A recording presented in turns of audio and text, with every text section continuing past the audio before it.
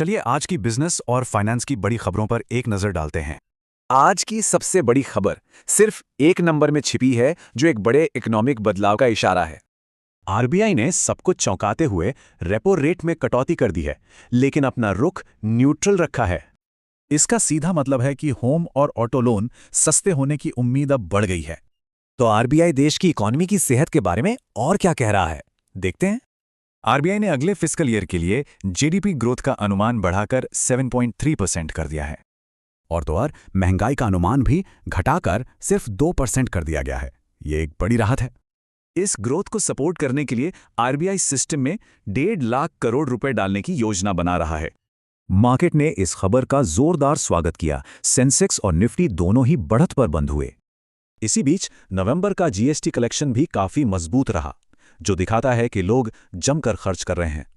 ये तो हुई बड़ी तस्वीर की बात। अब जरा एक ऐसी इंडस्ट्री पर नजर डालते हैं जो दबाव में है।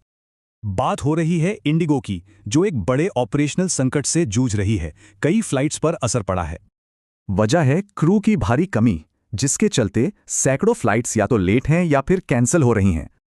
अब जरा ग्लोबल ट्रेड और टेक की दुनिया में झांकते हैं, जहां भारत अहम भूमिका निभा रहा है।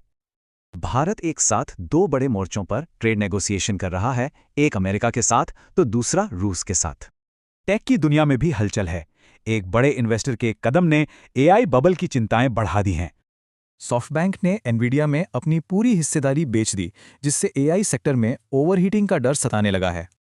अब देखते हैं कि इन सब हलचलों का कॉरपोरेट जगत पर कैसा मिला-जुला असर हो रहा है। जैसे कि टाटा मोटर्स, जिसके Q2 मुनाफे में 2065% का जबरदस्त उछाल आया है। पर कहानी में एक ट्विस्ट है। ये उछाल एक बड़े वन टाइम गेन की वजह से है, रेगुलर बिजनेस से नहीं। और दूसरी तरफ रेगुलेटर्स ने एक फाइनेंशियल इन्फ्लुएंसर पर शिकंजा कसते हुए एक बड़ी रकम जब्त की है।